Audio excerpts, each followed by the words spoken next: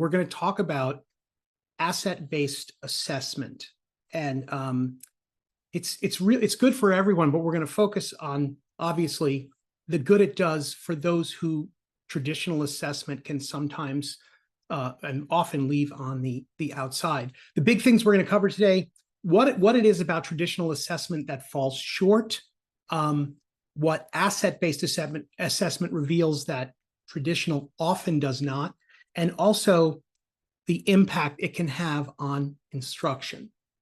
This is a little thing we're going to fill out together as we go, where we're going to compare the two. But to get started, I want to just tell a very quick story. I wish this story weren't true, but it is. I am someone, and maybe I have some friends joining me today. I am someone who every single January 1st, I make the same New Year's resolution. It usually lasts about 3 days. Okay. I could probably let you guess what it is. And every year I go on a diet around January 1st. And here's the deal. I estimate that I've purchased about 50 books like the ones you see here. And I'm totally being honest. I'm no good at following anything about what they say, but as a teacher, I'm pretty good at book reports. So I can tell you what they say to do. Following it is another thing altogether.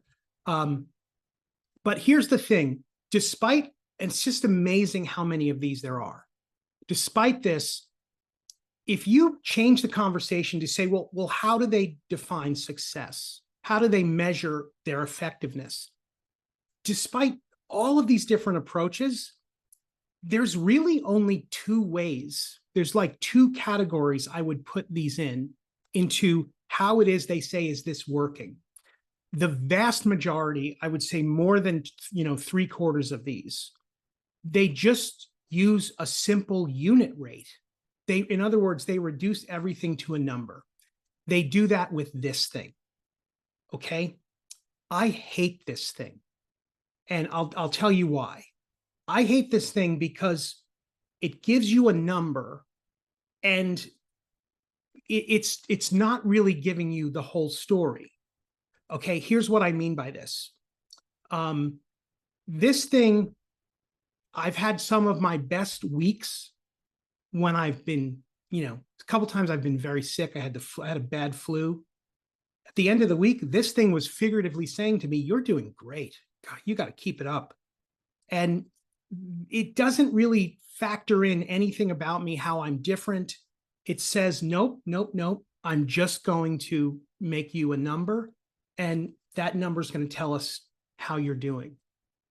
I ask myself a lot if we do this in education. I would argue that we do. We put so much effort into making our classrooms engaging, asking ourselves, are we student-centered? How are we, what modalities are we doing to reach learners? But then if we do summative assessment like this, we are just reducing students to a number. And just like the scale, it's not a number that's telling a complete story. So I said earlier that about 3/4 of the approaches will just use a standard unit rate. What about the others? Well, the others will say it's not that numbers don't tell a story. They do, but they certainly do not tell the whole story. If we're willing to look and we're willing to go beyond that, we can learn a lot more. So in these examples, at the end of the week, they would say things like, let's look back on our week and let's look for a time. Let's identify a time where we, figuratively went the long way. We walked, we, took the stairs rather than the elevator. Let's look back in our journal and say, when were we confronted with the opportunity to make a bad decision and we made a good one? Where can we circle things we can do better next week? Maybe we order something and the person says that comes with a salad or fries.